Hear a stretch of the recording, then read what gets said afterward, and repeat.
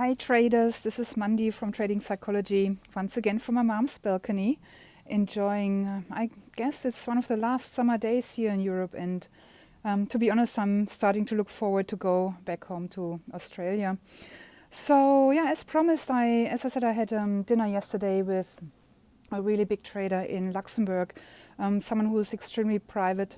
And I only had the chance to meet him because someone from Australia knows him from his old banking days and organized me the connection. So I'm really, really grateful for all the help and the support that I get from the trading community, especially from the bigger traders who have some amazing contacts.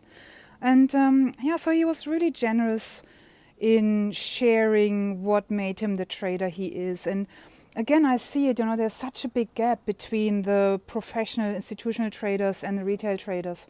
And at the moment, I'm not quite clear on how to fill this gap, but I'm working on it, guys. So stay tuned, okay? So how I want to address his mindset is through the Wheel of Life. If you guys don't know what the Wheel of Life is, Google it. The Wheel of Life pretty much is the premise that in order to have a fulfilled life, several areas of our lives have to be in sync, have to be in harmony.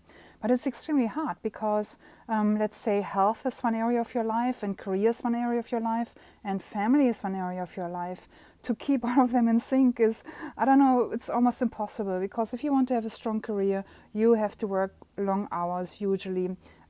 Maybe just at the beginning until you have all the skill set and you have the experience, and you also know the market and the context of your work. But during that time, most probably your family relations have to suffer, because I know most traders at the beginning when they started out in the industry, they worked like 16 hours a day, especially the prop traders, the bank traders. And they have to have extremely patient partners who understand what it takes, who understand the roller coaster, the ups and downs of it as well, and are supportive during those times. So, the Wheel of Life. Let's start with family.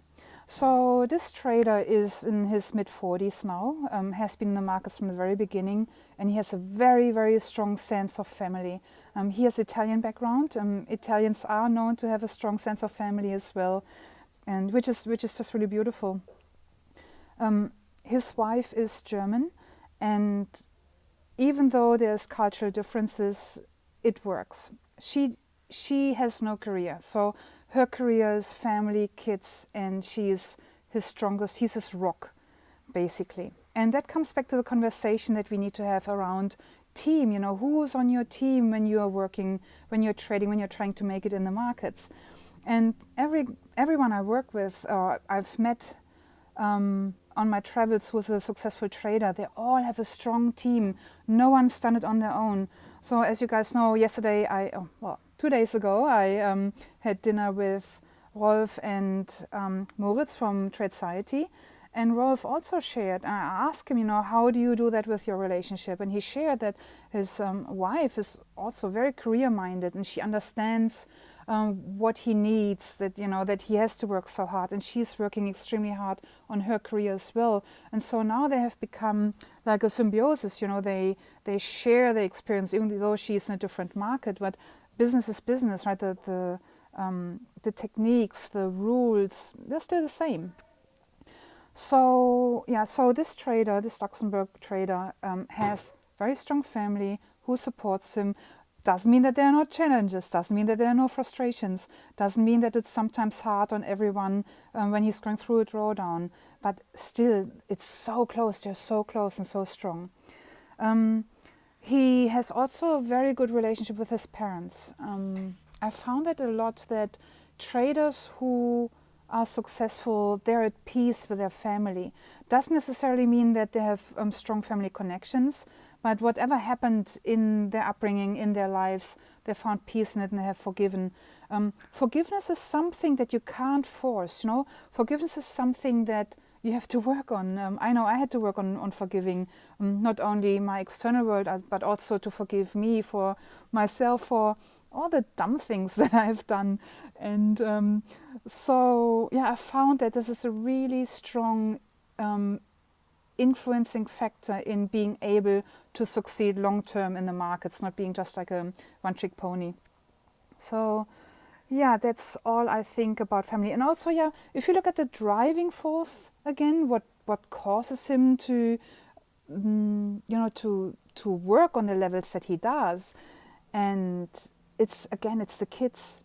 What he does is for the kids. It's to enable them to have a great and bright future, to send them to the schools that they want to go to the universities that they want to go to, that he can create an amazing life. Oh my God, a wasp.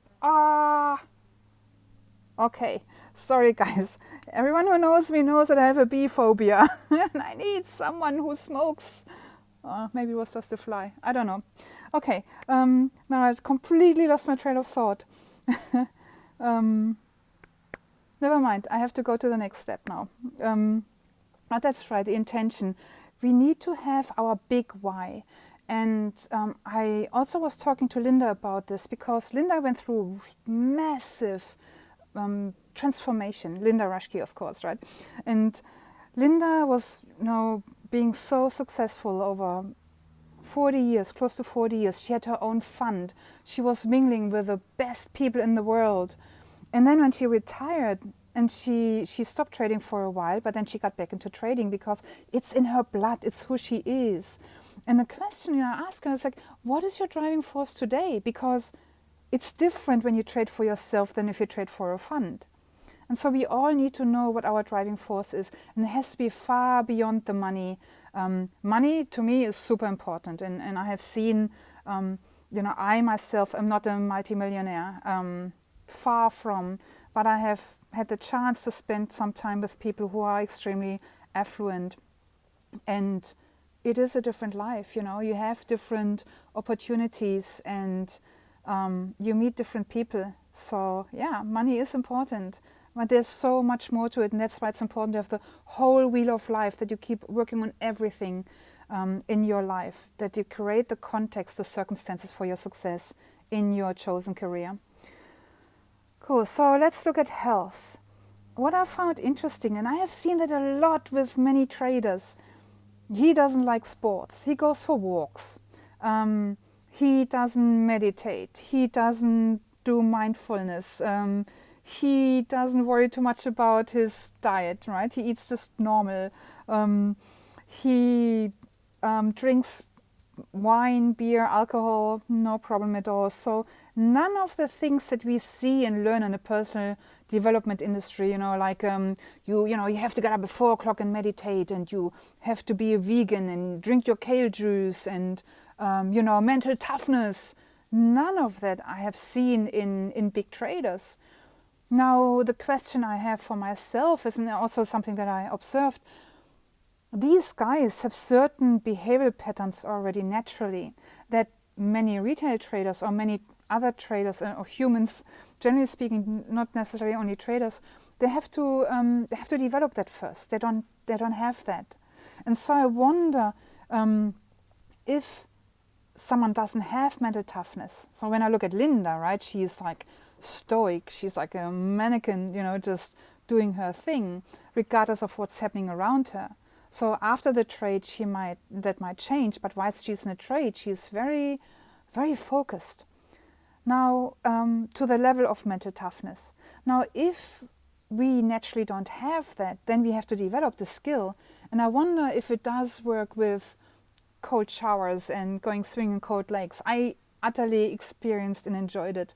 But did swimming in a cold lake help me to be tougher? I don't know, What is the definition of health? The definition of health is how quickly you recover after a strenuous session.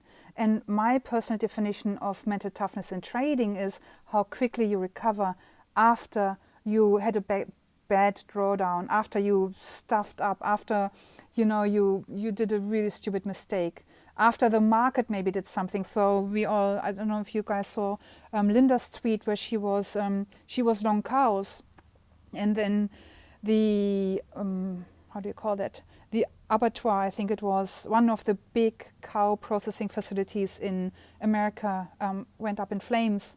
And then overnight, cows went limit down. And it was a big loss for her. But she recovered so quickly. She got out straight away. There was no trying to save the trade or to save parts of it. It was just, get me out here. And then she repositioned, she regrouped, and then she went and made it back. So that to me is mental toughness. So that's about health. I personally feel I need sports to feel good about myself and to feel balanced. But again, it's such a personal thing. So this trader doesn't need it. Okay. Now, when we look at the career path this guy had, he started as a young guy in a bank in Luxembourg. And what I found with the Insta traders, that many of them are not able to do the transition into private, trading their private or personal accounts. It's a very, very different world to be a retail trader compared to be a bank trader. Now, this guy did it very successfully. And sorry, I'm having some notes here, that's why I'm looking down. So he did it very successfully. And what I found with those bank traders who managed to do the transition, they have this understanding of the markets that, again, we retail traders have not experienced. We can read about it, but experiencing something is so different. Now, he has been on the buy side and the sell side as well. So what does it mean? The sell side in FX, so he's an FX trader, right? The sell side in FX is when big traders, big companies, let's say like BHP in Australia, they call you and they say, I need to exchange Aussie dollars into US dollars, or the other way around, give me a price. That's the sell side in a nutshell. The buy side is when you are a trader and you put on the trades yourself. So he has been on both sides, on all sides. And that's why I believe he has this understanding of the markets that we can read about it, but we don't experience it. It's like swimming. You don't know what it's like to be in water.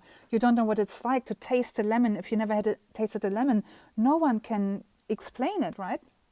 And so, again, that's a gap that I don't know how to fill, because yeah, you can read about it, but the feeling that you have, and what I also saw with the pit traders, when I was in Chicago, Linda's husband Damon, he has been in the pits for many years, 30 years.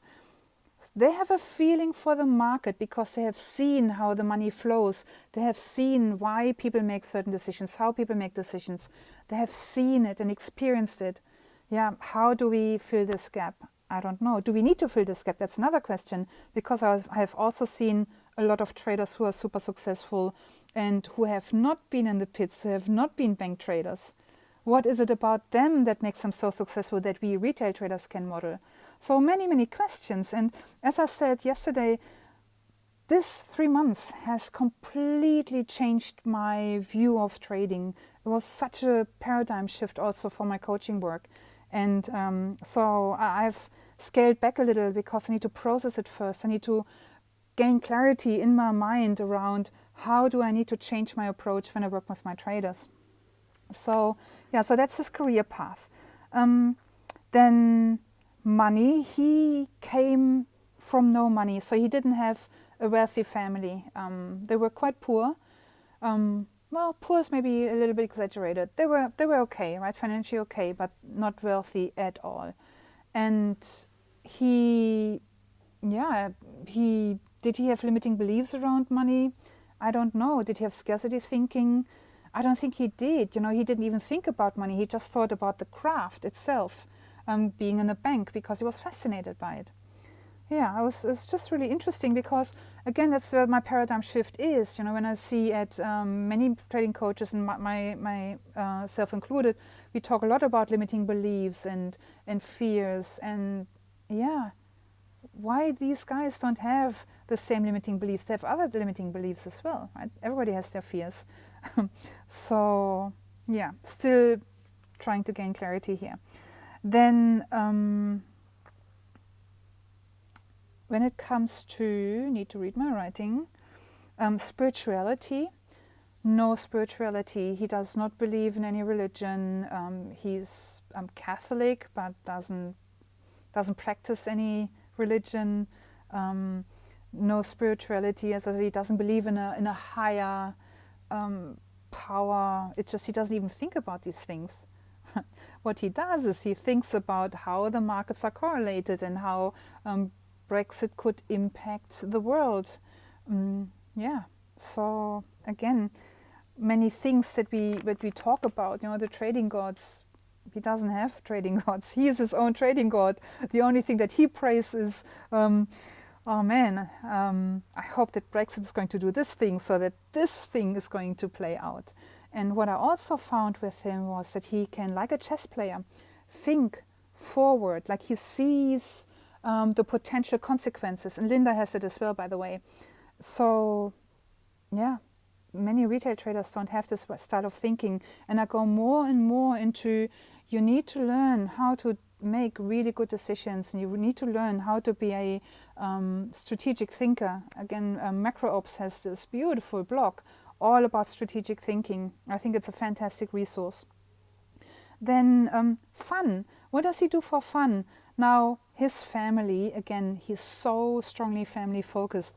Spending a weekend with his family, that's what he loves. Now, he loves cars. I mean, most guys do, apparently.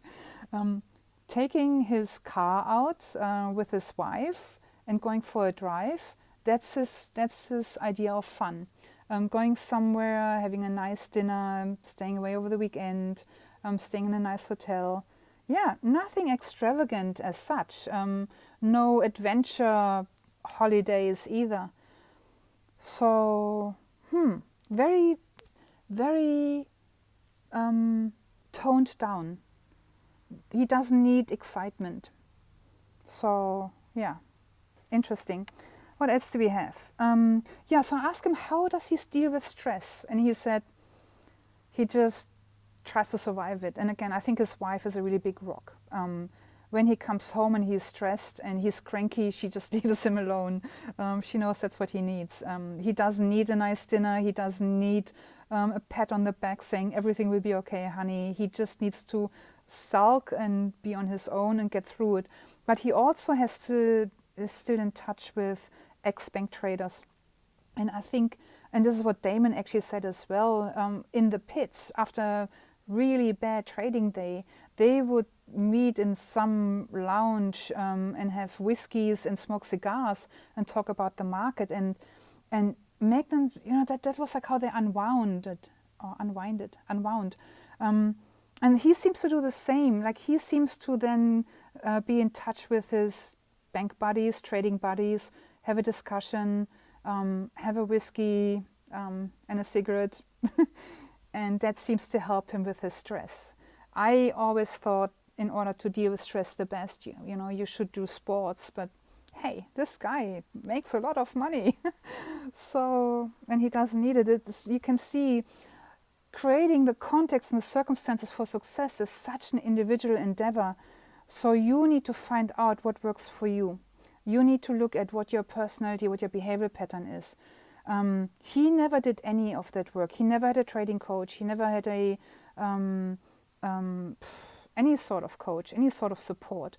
What he had he was around traders who were extremely successful, and he learned the ropes from the very beginning. He learned how to perform really well. And I saw that as well with my buddies in Australia, with Matt and Tony. They started in the bank. They were trading with the best of the best. So they could learn simply by watching them.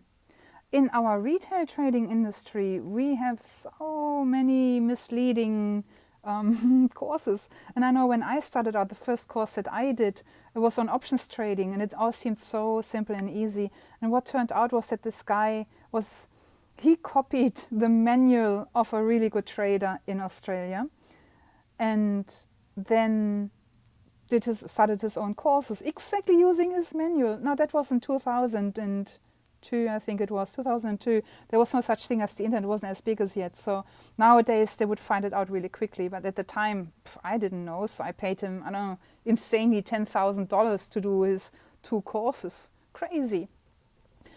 He did not know how to trade. He was an extremely good marketer. And I was silly because I didn't ask for any proof of his trading stats or, you know, I was so green, I had no idea. I was so naive. And that goes back to knowing how to make really good decisions. So guys, I hope that was really useful for you. I'm going to go and have some lunch with my mom now, enjoying the summer. And I will be in London next week and meet some more amazing traders, which of course I will share with you again what made them the amazing traders that they are. Thank you so much for all your support, and I love you guys, and I wish you an amazing week. It will be very interesting. Monday opening, so good luck everyone, okay? Bye.